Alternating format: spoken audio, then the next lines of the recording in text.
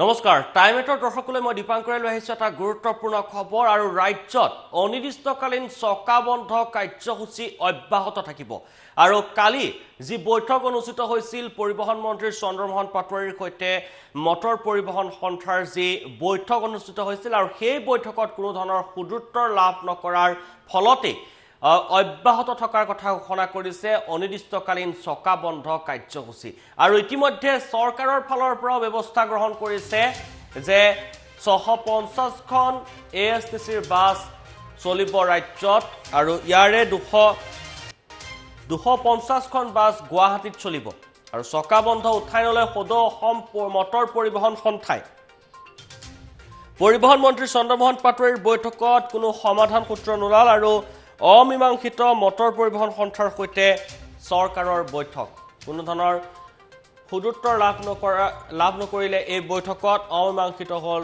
Motor পৰিবহণ সন্থাৰে হোৱা চৰকাৰৰ বৈঠক কোনো কাৰণত ভাড়া বৃদ্ধি নহয় ভাড়া বৃদ্ধিৰ পক্ষত নাই চৰকাৰ আৰু চৰকাৰে স্পষ্ট কৰি দিলে যে মটৰ পৰিবহণ সন্থাক কোনো কাৰণতে ভাড়া বৃদ্ধি নহয় বুলি আৰু তাৰ পিছতে মটৰ পৰিবহণ সন্থাই অনিৰ্দিষ্টকালীন চকাবন্ধ কাৰ্যসূচীৰ কথা ঘোষণা কৰে আৰু পুনৰ অব্যাহত থকাৰ কথা ঘোষণা কৰে আৰু তেওঁলোকৰ দাবী যে 50% কৰ ৰেহাই দাবীৰ মটৰ পৰিবহণ সন্থাৰ যাত্ৰীৰ পৰা 50% ভাড়া বেছিকৈ ল'বলৈ অনুমতি দিবলৈ দাবী জনায় সন্থাই আৰু কিন্তু সেই দাবী মানি নলয় ৰাজ্য চৰকাৰে কোনো কাৰণতে ভাড়া বৃদ্ধিৰ পক্ষত নাই বুলি স্পষ্ট কৰিছে পৰিবহণ মন্ত্ৰীগৰাকীয়ে দুগুণ ভাড়া বৃদ্ধিৰ যি প্ৰসংগ উত্থাপন কৰিছিল মটৰ পৰিবহণ সন্থাই 50% যাত্ৰী হলে তেওঁলোকক দুগুণ ভাড়া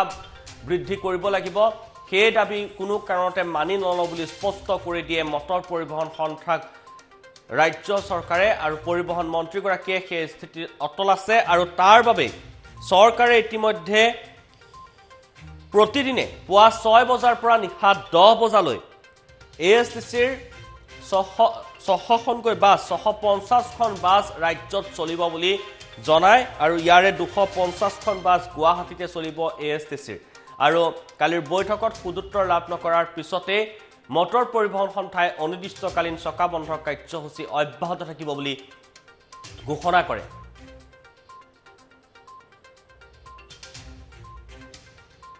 আৰু আমি প্ৰথমতে মটৰ পৰিবহণ সন্থাৰ মন্তব্য শুনাব বিচাৰিছো বৈঠকৰ পিছত কি মন্তব্য কৰিছিল পৰিবহণ মন্ত্ৰী আমি আজি আশ্বাস এটা বিচাৰিছিলোঁ তেওঁলোকক লিখিতভাৱে দিব কৈছিলোঁ যে আপোনালোকে যে যিটো আলোচনা কৰিলোঁ মানে এটলিষ্ট আপোনালোকে লিখিতভাৱে আমাক দিয়ক যে 7 দিনৰ ভিতৰত এইটো আলোচনা কৰি যথাসম্ভৱ আমি সমস্যাৰ সমাধান কৰিব চেষ্টা কৰিম কিন্তু তেওঁ লিখি দিবলৈ ইচ্ছা নকৰিলে গতিকে মই ভাবোঁ ইয়াৰ পিছত গৈ আমি কোৰ কমিটিত বহিম আৰু কোৰ কমিটিয়ে কি ধৰণে এইটো কৰে এইটো আপোনালোকক জনাম কিন্তু কালিৰ পৰা আমাৰ গাড়ী বন্ধ থাকিব কালিৰ পৰা বন্ধ ষ্ট্ৰাইক উইল গন মন্ত্ৰীয়ে চলিব মন্ত্ৰী গাড়ী নহয় নে এইটো পাৰ্চনেল আমাৰ গাড়ী আমি লছ কৰি কেনেকৈ আমি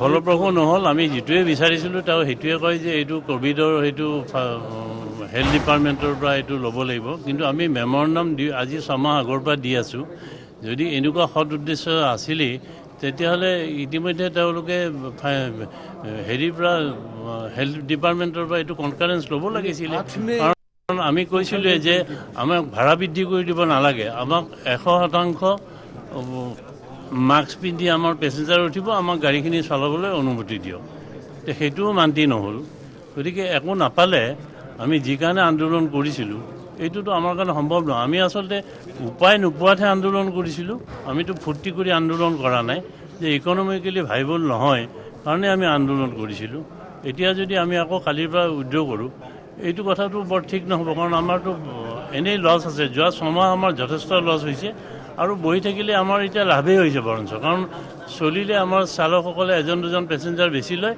তেতিয়া 2000 বা 20000 টকা ট্ৰেন্সপৰ্ট ডিপাৰ্টমেণ্টে ফাইন কৰে গতিকে এনেকুৱা ক্ষেত্ৰত আমি গাড়ী চলাই থকাৰ কোনো যুক্তি নাই তথাপি আমি ইয়াৰ পৰা গৈ কোৰ কমিটিৰ লগত আমি আলোচনা কৰোঁ আৰু কোৰ কমিটিৰ সিদ্ধান্ত বোধহয় একেই থাকিব। গতিকে আপোনালোকক যদি কিবা বেলেগ কিবা সিদ্ধান্ত হয় মই আমি জনাম। এই মুহূৰ্তত মই ক'ব পাৰোঁ যে কালিৰ পৰা গাড়ী যিটো ষ্ট্ৰাইক চলি আছে চলি থাকিব। এয়া আছিল পৰিবহণ সন্থাৰ মন্তব্য বৈঠকৰ পিছত। কিন্তু পৰিবহণ সন্থাৰ ইতিমধ্যে এটা দৃশ্যবন্দী হৈছিল মন্ত্ৰীৰ সৈতে। মন্ত্ৰীগৰাকীয়ে নিজে উল্লেখ কৰিছে যে পৰিবহণ সন্থাই ভিতৰত এটা কথা কৈছে, বাহিৰত এটা কথা কৈছে। ভিতৰত তেওঁলোকে যি ষ্ট্ৰাইক, তেওঁলোকে যি অনিৰ্দিষ্টকালীন চকা বন্ধ কাৰ্যসূচী উঠাই ল'ম বুলি চৰকাৰক প্ৰতিশ্ৰুতি দিছিল, কিন্তু সংবাদ মাধ্যমৰ সন্মুখত আহি তেওঁলোকে চকা বন্ধ অব্যাহত থাকিব বুলি উল্লেখ কৰে আৰু তাৰ পিছতেই ক্ষোভিত হৈ পৰে পৰিবহণ মন্ত্ৰীগৰাকী। আমাৰ সেই দৃশ্য আছে, আমি এম্বুলেন্সৰ সহায়ত সেই দৃশ্য শুনাম কেনেদৰে পৰিবহণ মন্ত্ৰীগৰাকীয়ে উল্লেখ কৰিছে, আমি দেখুৱাই ল'ব বিচাৰিছোঁ। নাই নাই মই একো কোৱা নাই, তেওঁ আমাক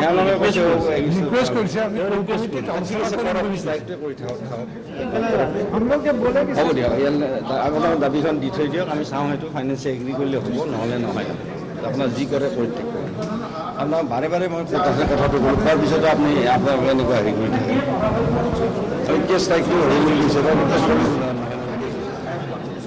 এই মুহূৰ্তত আমি ক'ব নোৱাৰোঁ, কোৰ কমিটিত গৈ আলোচনা কৰি কোন বছৰ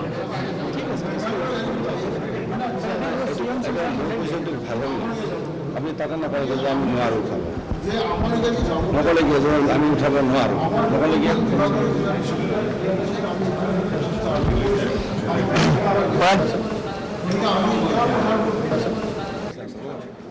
আপুনি তাতে আমি এটা সিদ্ধান্ত লৈ বাহিৰত আহি কিয় ক'লে এইটো মোৰ পজিশ্যনটো ৰাখিলে আপুনি? নাই নাই মই একো কোৱা নাই, তেওঁ আমাক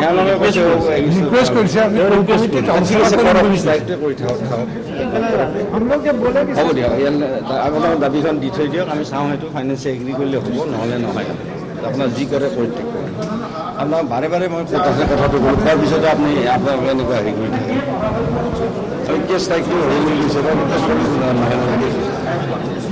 এই মুহূৰ্তত আমি ক'ব নোৱাৰোঁ, কোৰ কমিটিত গৈ আলোচনা কৰি কোন বছৰ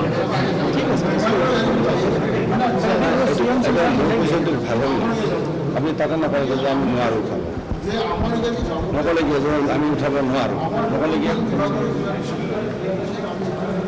আৰু এয়া আছিল মন্ত্ৰীগৰাকী দেখিবলৈ পাইছে পৰিবহণ মন্ত্ৰী চন্দ্ৰমোহন পাটোৱাৰীৰ সৈতে আলোচনা। তেওঁলোকে যি চকা বন্ধ কাৰ্যসূচী উঠাই ল'ম বুলি তেওঁলোকে বৈঠকত মন্তব্য কৰিছিল, কিন্তু বাহিৰলৈ ওলাই আহি সংবাদ মাধ্যমৰ সন্মুখত তেওঁলোকে উঠাই ল'ব নোৱাৰোঁ বুলি মন্তব্য কৰে আৰু তাৰ পিছতে মন্ত্ৰীগৰাকী ক্ষোভিত হৈ পৰা পৰিলক্ষিত হৈছে আৰু আপোনালোকে অব্যাহত থাকক বুলি কৈছে। তেওঁ উল্লেখ কৰিছে যে আপোনালোকৰ যে ষ্ট্ৰাইক তেনেহ'লে অব্যাহত থাকক, তেনেধৰণৰ মন্তব্য কৰিছে মন্ত্ৰীগৰাকীয়ে। আৰু মন্ত্ৰীগৰাকীয়ে উল্লেখ কৰিছে যে কোনো কাৰণতে তেওঁলোকৰ যি দুগুণ ভাড়া বৃদ্ধি, সেই ভাড়া বৃদ্ধিৰ প্ৰসংগ মানি ল'ব নোৱাৰে, কিন্তু যি ৰোড টেক্সৰ কথা কৈছে সেই টেক্সৰ বিষয়ে বিত্ত বিভাগৰ সৈতে আলোচনা কৰি জনাব বুলি উল্লেখ কৰিছে। আৰু 100% যাত্ৰীৰ যি দাবী জনাইছে ভাড়া বৃদ্ধিৰ পৰিৱৰ্তে 100% যাত্ৰী, আৰু সেয়াও স্বাস্থ্য বিভাগৰ সৈতে আলোচনা কৰি জনাব বুলি উল্লেখ কৰিছে মন্ত্ৰীগৰাকীয়ে। আমি এই মুহূৰ্তত মন্ত্ৰীগৰাকীৰ ভাষ্য দেখুৱাব বিচাৰিছোঁ। না, আজি আমি আমাৰ পৰিবহণ বিভাগৰ তৰফৰ পৰা আমাৰ যিসকল ষ্টেক হোল্ডাৰ আছে আমি সকলোৰে লগত আমি আলোচনা কৰিলোঁ। আমাৰ প্ৰেচিডেণ্ট, আমাৰ এছ'চিয়েশ্যনৰ প্ৰেচিডেণ্ট ৰাতুল শৰ্মা ডাঙৰীয়া আমাৰ লগত আছে, আৰু দাস ডাঙৰীয়া তেখেত মানে গোটেই অসমৰ জেনেৰেল ছেক্ৰেটাৰী তেখেত, আৰু অন্যান্য ওলা উবেৰ আৰু অন্যান্য এছ'চিয়েশ্যনসকলৰ প্ৰেচিডেণ্ট ছেক্ৰেটাৰীও আছিল। তেওঁলোকৰ বহুখিনি অসুবিধা হৈছে, অসুবিধাখিনিৰ কথা আমি চৰকাৰে অনুভৱ কৰিছোঁ। কাৰণ যোৱা লকডাউন হোৱাৰ পিছত বাছ আৰু অন্যান্য ওলা উবেৰ আদি বন্ধ থকাৰ কাৰণে তেওঁলোকৰ কৰ্মচাৰীক দৰমহা দিয়াত বা বাছবিলাক চলোৱাত তেওঁলোকৰ অসুবিধা হৈছে।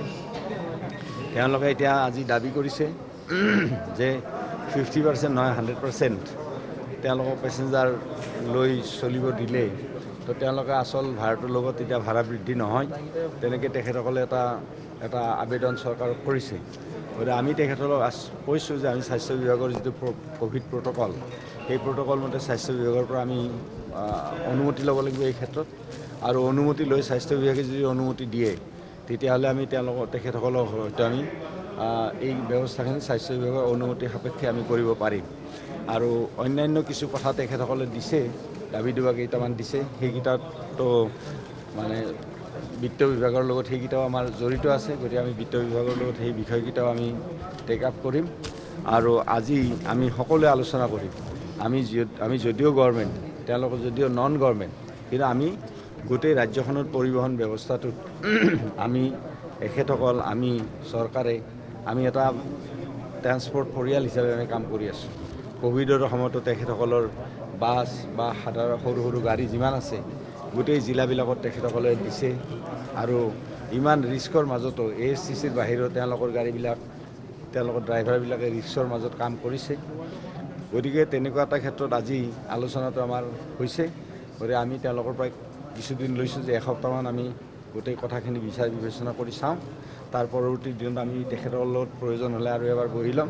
গতিকে আজি তেখেতসকলৰ যিটো ষ্ট্ৰাইক, সেই ষ্ট্ৰাইকটো উঠাই ল'বলৈ আমি অনুৰোধ কৰিছোঁ আৰু তেওঁলোকে উঠাই ল'ম বুলি আমাক কথা দিছে। গোটেই ষ্ট্ৰাইকটো আজিৰ পৰা উঠিব। যিটো হ'ল সেইটো হ'ব দিয়ে, হৈছে আৰু সেইটো কৈতো লাভ নাই। আজি কি হ'ল আমি সেইটো যাওঁ আৰু সাহায্য প্ৰদানৰ বাবে তেওঁলোকে দাবী কৰিছে। কথা পাতিম, সেইবিলাক কথা আমি পাতিম। তেওঁলোকৰ এসপ্তাহৰ ভিতৰত মীমাংসা হ'ব বুলি মই কোৱা নাই। এই গোটেই কথা, কাৰণ চৰকাৰী ছিষ্টেমটো আপোনালোকে জানে যে বিষয় এটা যেতিয়া আহে আমি বিভিন্ন বিভাগৰ পৰা অনুমোদন ল'ব লাগে, চব বিভাগেই ল'ব লাগে সেনেকৈ। গতিকে আমি তেওঁলোকৰ পৰা কিছুদিন টাইম বিচাৰিছোঁ। গতিকে সেই টাইম বিচাৰি টাইমৰ সপক্ষে আমি আৰু এদিন বহিম, হয়তো নেক্সট সপ্তাহতো বহিব পাৰোঁ বা 10 দিনৰ ভিতৰতো বহিব পাৰোঁ। গতিকে আমি ধৰক 15 দিনৰ ভিতৰত আমি আকৌ এবাৰ বহিম গোটেই এছ'চিয়েশ্যন। নাই, ভাড়া বঢ়া নহ'ব। ভাড়াটো কোনো পধ্যে ভাড়া বৃদ্ধি নহ'ব, কাৰণ এতিয়া এবাৰ ভাড়া বৃদ্ধি হৈছে আগতে, এতিয়া ভাড়া বৃদ্ধি কোনো পৰিস্থিতিতে নহয়। কাৰণ বৰ্তমান অসমৰ ৰাইজৰ এই ক'ভিডৰ সময়ত গোটেই ৰাইজৰো বহুত অসুবিধা হৈছে অৰ্থনৈতিকভাৱে। তেখেতসকলৰো বহুত অসুবিধা হৈছে, বাছ মালিক সন্থাৰ বা গাড়ীৰ মালিক সন্থাৰ তেখেতসকলৰ বহুত অসুবিধা হৈছে। কাৰণ ড্ৰাইভাৰবিলাকে আজি কাম পোৱা নাই, মানে কাম কৰিব পৰা নাই, গাড়ী চলাব পৰা নাই, তেওঁলোকৰো বহুখিনি অসুবিধা হৈছে। গতিকে আমাৰ ৰাইজৰ বহুত অসুবিধা হৈছে। গতিকে ভাড়া বৃদ্ধি নহ'ব, কিন্তু আমি এই তেখেতসকলৰ যিখিনি দাবী আছে এইখিনি কথা আমি আলোচনা পৰৱৰ্তী দিনত কৰি আপোনালোকক জনাম। সেইখিনি আমি কথা বতৰা পাতি ল'ম, সেইখিনি কথা। ঠিক আছে, কাইলৈৰ পৰা চলিব এতিয়া গাড়ী? কাইলৈৰ পৰা চলিব? অঁ, কালিৰ পৰা চলিব। আৰু এয়া আছিল মন্ত্ৰীগৰাকীৰ ভাষ্য। আৰু দেখিবলৈ পাইছে তেওঁ বৈঠকৰ পিছত যি কাইলৈৰ পৰা বাছ চলিব বুলি উল্লেখ কৰিছে, অৰ্থাৎ আজিৰ পৰা তেওঁলোকে ভিতৰত এই দাবী মানি লৈছিল। চৰকাৰৰ ফালৰ পৰা যি আহ্বান জনোৱা হৈছিল যে চকা বন্ধ উঠাই ল'ব লাগে, আৰু সেয়া মানি লৈছিল বৈঠকত। কিন্তু বাহিৰত আহি তেওঁলোকে প্ৰথমতে এই মন্তব্য কৰে সংবাদ মাধ্যমৰ সন্মুখত মটৰ পৰিবহণ সন্থাৰ ফালৰ পৰা যে সেই চকা বন্ধ কাৰ্যসূচী অব্যাহত থাকিব। আমি পুনৰবাৰ যি মন্তব্য কৰিছিল পৰিবহণ সন্থাৰ ফালৰ পৰা যে চকা বন্ধ কাৰ্যসূচী অব্যাহত থাকিব, সেয়া সংবাদ মাধ্যমৰ আগত তেওঁলোকে বাহিৰত আহি এই মন্তব্য কৰে। আৰু তাৰ পিছতে ক্ষোভিত হৈ পৰা পৰিলক্ষিত হৈছে চন্দ্ৰমোহন পাটোৱাৰী। আৰু কি মন্তব্য কৰিছিল পুনৰবাৰ আমি দেখুৱাব বিচাৰিছোঁ মটৰ পৰিবহণ সন্থাৰ ফালৰ পৰা। আমি তাতে আমি এটা সিদ্ধান্ত লৈ বাহিৰত আহি কিয় ক'লে এইটো মোৰ পজিশ্যনটো ৰাখিলে আপুনি? নাই, মই একো কোৱা নাই। তেওঁ পৰিবহণ মন্ত্ৰীক আমি আজি আশ্বাস এটা বিচাৰিছিলোঁ, তেওঁলোকক লিখিতভাৱে দিব কৈছিলোঁ যে আপোনালোকে যে যিটো আলোচনা কৰিলোঁ, মানে এটলিষ্ট আপোনালোকে লিখিতভাৱে আমাক দিয়ক যে 7 দিনৰ ভিতৰত এইটো আলোচনা কৰি যথাসম্ভৱ আমি সমস্যাৰ সমাধান কৰিব চেষ্টা কৰিম। কিন্তু তেওঁ লিখি দিবলৈ ইচ্ছা নকৰিলে। গতিকে মই ভাবোঁ ইয়াৰ পিছত গৈ আমি কোৰ কমিটিত বহিম, আৰু কোৰ কমিটিয়ে কি ধৰণে এইটো কৰে এইটো আপোনালোকক জনাম। কিন্তু কালিৰ পৰা আমাৰ গাড়ী বন্ধ থাকিব, কালিৰ পৰা বন্ধ ষ্ট্ৰাইক উইল গন। মন্ত্ৰীয়ে চলিব, মন্ত্ৰীৰ গাড়ী নহয় নে, এইটো পাৰ্চনেল আমাৰ গাড়ী। আমি লছ কৰি কেনেকৈ চলাম? আমি ফলপ্ৰসূ নহ'ল। আমি যিটোৱে বিচাৰিছিলোঁ তেওঁ সেইটোৱে কয় যে এইটো ক'ভিডৰ সেইটো হেল্থ ডিপাৰ্টমেণ্টৰ পৰা এইটো ল'ব লাগিব। কিন্তু আমি মেমৰেণ্ডাম আজি 6 মাহ আগৰ পৰা দি আছোঁ। যদি এনেকুৱা সৎ উদ্দেশ্য আছিলেই তেতিয়াহ'লে ইতিমধ্যে তেওঁলোকে হেৰিৰ পৰা হেল্থ ডিপাৰ্টমেণ্টৰ পৰা এইটো কনফাৰেঞ্চ ল'ব লাগিছিলে। কাৰণ আমি কৈছিলোঁ যে আমাক ভাড়া বৃদ্ধি কৰি দিব নালাগে, আমাক 100% মাস্ক পিন্ধি আমাৰ পেছেঞ্জাৰ উঠিব, আমাক গাড়ীখিনি চলাবলৈ অনুমতি দিয়ক। সেইটোও মান্তি নহ'ল। গতিকে একো নাপালে আমি যি কাৰণে আন্দোলন কৰিছিলোঁ এইটোতো আমাৰ কাৰণে সম্ভৱ নহয়। আমি আচলতে উপায় নোপোৱাতহে আন্দোলন কৰিছিলোঁ, আমিতো ফূৰ্তি কৰি আন্দোলন কৰা নাই। যে ইকনমিকেলি ভাইবল নহয় কাৰণে আমি আন্দোলন কৰিছিলোঁ।